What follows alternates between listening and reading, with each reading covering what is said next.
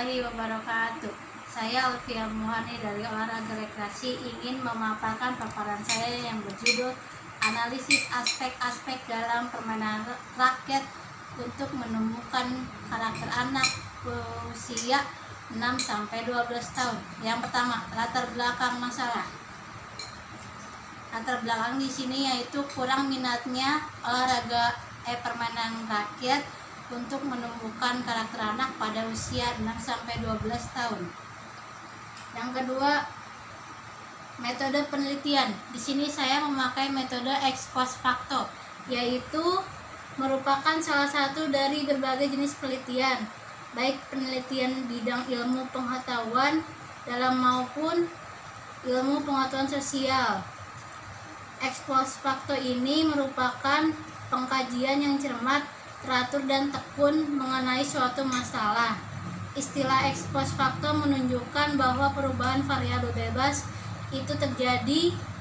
Peneliti dihadapkan pada masalah bagaimana menetapkan sebab dari akibat yang sedang diamati. Selanjutnya, hasil penelitian.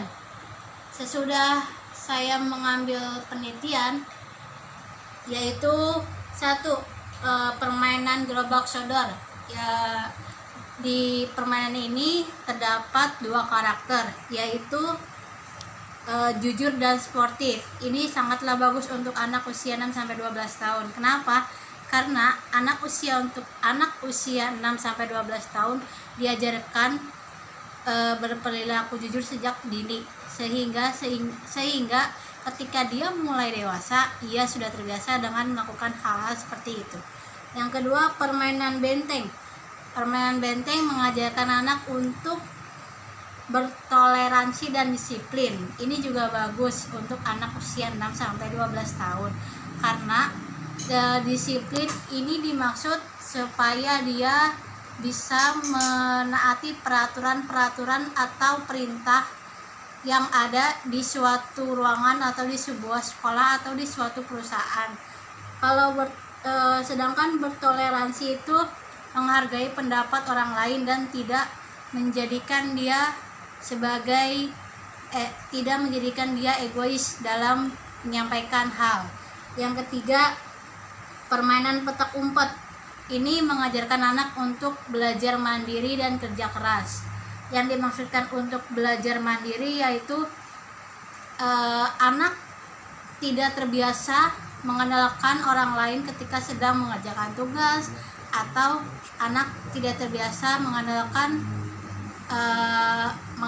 situasi dalam keadaan apapun ketika tidak bersama dengan orang lain. Dan yang terakhir, kerja keras. Supaya anak ini bisa melakukan apa yang dia mau, ia harus berusaha dengan kerja keras. Begitupun dengan kehidupan sehari-harinya. Ketika dia mau bersekolah, dia harus bekerja keras mendapatkan nilai bagus. Ketika dia ingin melakukan pekerjaan, dia harus semaksimal mungkin mengerjakannya dan sebagainya. Selanjutnya yaitu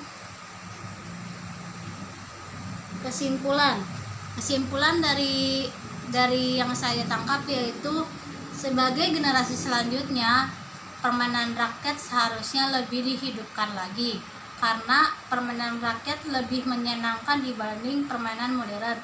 Karena permainan rakyat itu bisa meningkatkan perkembangan dan pertumbuhan anak usia 6-12 tahun dibandingkan dengan permainan modern yang hanya menggunakan gadget saja dan tidak ada hanya sedikit manfaat permainan modern dibanding permainan rakyat. Sekian pemaparan saya. Assalamualaikum warahmatullahi wabarakatuh.